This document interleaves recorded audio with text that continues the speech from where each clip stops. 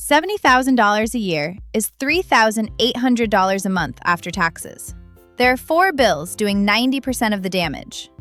Rent and the car alone eat $3,115. Add insurance and groceries on top, your total hits $3,845. Before you spend a cent on anything else, you're left with negative $45. Before clothing or subscriptions. Before the month even starts. Tonight, we're doing the math most personal finance creators refuse to do. Real numbers from a real American household. Not the discretionary spending most YouTubers yell at you for. The 4 bills eating your $70,000 paycheck, on purpose, by design. And what to do about it Tuesday morning. Imagine Janae, 31, registered nurse, second shift on the med-surg floor at a hospital in Tampa, Florida. 6 years at the same employer. Single mother to a 4-year-old. Her ex pays child support roughly 2 months out of every 12. Base salary, $74,000. With overtime, she clears about $80,000 most years. By every measure, she is doing well. She has earned the right to feel comfortable. She does not feel comfortable. I haven't done this math in 18 months. I keep telling myself I'll do it when things settle down. The truth is, I'm scared of what it'll say. Because if the number is bad, that means either I have been doing something wrong or someone has been lying to me about how this is supposed to work. And I don't want either answer. So I keep not looking. The not looking is somehow more exhausting than the looking would be. Janae is what we call a job hugger. In 2026, 71% of American workers are staying in roles they don't love because the economy feels too volatile to risk a move. That's Allianz Life's 2025 retirement study. Janae is one of them. Stable union job with decent benefits. She has no plans to leave.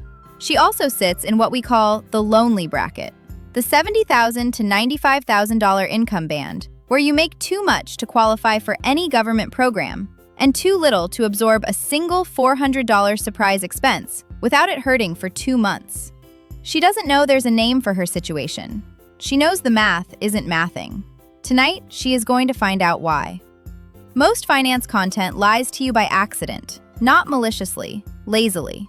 When a creator says $70,000 a year, they almost always mean gross, your pre-tax salary. The number on the offer letter, the number you tell people at parties. That is not what hits your account. Let me show you what comes out first. Federal income tax, the IRS. That's the agency that runs federal taxes. Takes around $7,800 from a single filer at $70,000 in 2026. State income tax in most middle states adds another $2,800. Federal payroll taxes for Social Security and Medicare, the programs that pay your retirement and elder health care, together take 7.65% of every paycheck, which is $5,355. And here's the deduction nobody includes in their math. Your share of the employer health insurance premium. For a single-person plan, that averages $1,500 a year in 2026. For a family plan, closer to $6,400. Add it all up. Your $70,000 salary lands at roughly $46,000 in your bank account. Divide by 12. That's $3,833 a month. $3,800. That's your number. Not $5,833. Your real life runs on $3,833. Now let's see what that life costs. Janae rents a 2-bedroom apartment 10 minutes from the hospital. In 2026 in Tampa, that costs her $1,950 a month. In 2020, the same apartment was $1,420. That's a 37% increase in 6 years. Her hourly nursing wage went up 14% in the same window. Here's where I have to be honest about something I don't fully understand. My rent has gone up by $530 a month since I moved in. My pay has gone up by maybe $250 a month after taxes. The gap between those two numbers is the reason I check the account before groceries. Why is nobody talking about this? Or are they, and I haven't been listening? The wage versus housing gap has multiple competing explanations. Some economists blame zoning laws. Some blame the Federal Reserve's low-rate policies of the 2000s, which inflated asset prices. Some blame the rise of corporate landlords using algorithmic pricing software. The most cited target is RealPage. which the Department of Justice sued in 2024 for what they alleged was rent fixing across multiple metros. I have a guess about which factor matters most. It's a guess. The honest answer is the data is messy on this, and the people who say they know exactly why housing went up faster than wages in any direction, left or right, are usually selling something. What I can tell you is the gap is real. It's bigger in Tampa than in most of the country. And it is not your fault that the apartment you could afford in 2020 now eats half your take-home. Here's the part that matters for tonight's video. Most personal finance creators, and I'm naming names here because consensus advice is the failure mode. Caleb Hammer, Dave Ramsey, the entire Stop Buying Lattes School of Finance. They will tell you that your problem is discretionary spending, the DoorDash and the Starbucks, the $40 tumbler when a $20 one would have lasted twice as long. Run the math. If Janae cancels every subscription and packs lunch every day for a year, she saves about $1,800. That is real money. I am not against it. But her rent went up $6,360 a year between 2020 and 2026. The cost of being a middle-class American in a mid-sized city went up roughly 3 to 4 times what the entire latte frame can possibly fix. The framing isn't wrong because spending less is bad. The framing is wrong because it's pointed at 1% of the problem, while the other 99% goes uninvestigated. All the personal finance videos I watched at 11:30 at night for 18 months told me I was the problem. The math says rent is the problem. I don't know what to feel about that. That's housing. $1,950 of your $3,833 gone. You have $1,883 left. Janae's car is a 2022 Toyota RAV4. She bought it used in 2023, financed through the dealer at a 7.4% rate over 72 months. That's the average for a used car loan in 2026, according to the Federal Reserve's consumer credit data. Her monthly payment is $735. The national average new car payment is also $735. Her used car payment matches the average new car payment. That's not a coincidence. Add full coverage insurance. In Florida, that runs around $220 a month. Florida is one of the most expensive states for car insurance in the country. And that brings me to a part of this story that's genuinely weird.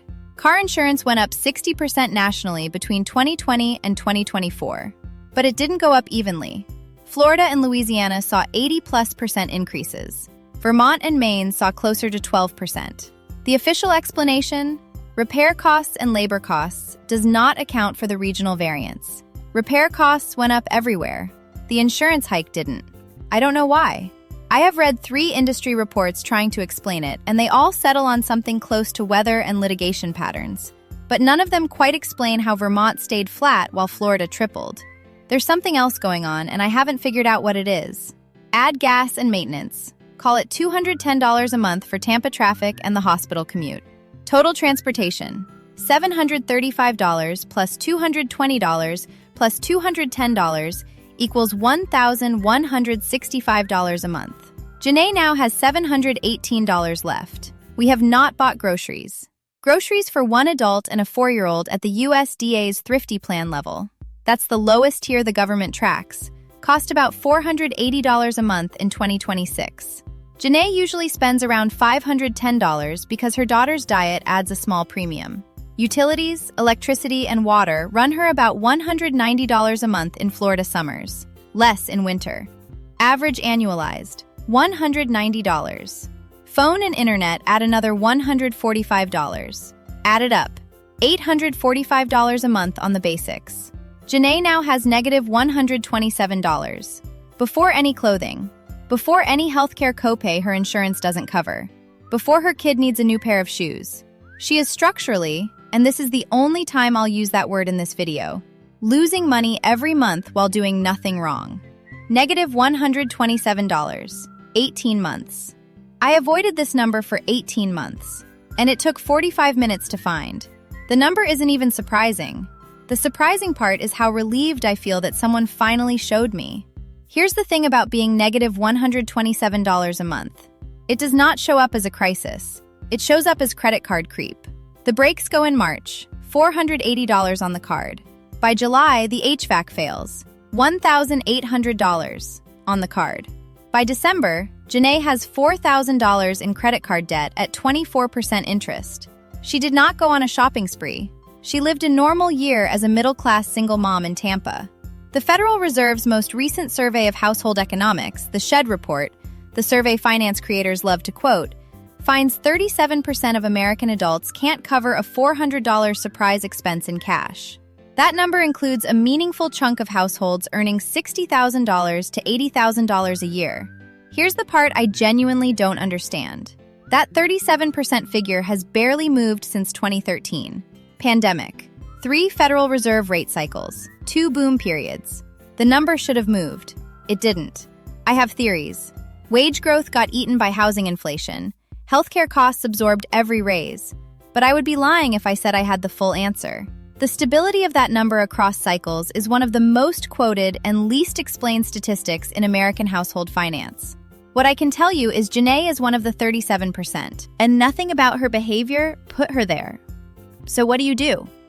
This channel does not believe in moralizing. The fix is not feeling ashamed of your DoorDash habit. The fix is to look at the 4 bills, ask which one has the most room to move, and move that one. For most middle-class earners, the answer is the car. You can't quickly move out of an expensive housing market. That's a 6-month decision involving leases and possibly your job. But the car? The car is the most underdiagnosed bill in American middle-class life. A $735 monthly car payment that you traded in too early at the dealer's pull-forward pitch that's predatory by design. A 6-year, 7.4% loan on a depreciating asset is not a tool. It's a trap engineered to look like a normal way to buy a car. If Janae sells the RAV4 and buys a $9,000 used Honda CR-V outright with a small loan bringing her car payment from $735 to $180, she frees up $555 a month. That is the difference between negative $127 and positive $428. That single move closes the gap and stops the credit card creep. We'll do a full video on the car decision next. The math on when to keep and when to walk away. It's the highest impact decision in middle-class finance, and almost nobody runs the actual numbers. If you're watching this at 11:30 at night because the math finally caught up with you, you're not crazy and you are not bad with money. The path out does not come from a personal finance creator yelling at you about lattes. The path out starts with knowing exactly which bill is eating your paycheck. Now you do. Here's what I want you to do in the comments, because honestly, the answers are going to teach me as much as they teach you. Which bill on your statement do you look at every month and think, I can't believe I'm paying this? Not one you can fix, one you've quietly accepted. I want to read those.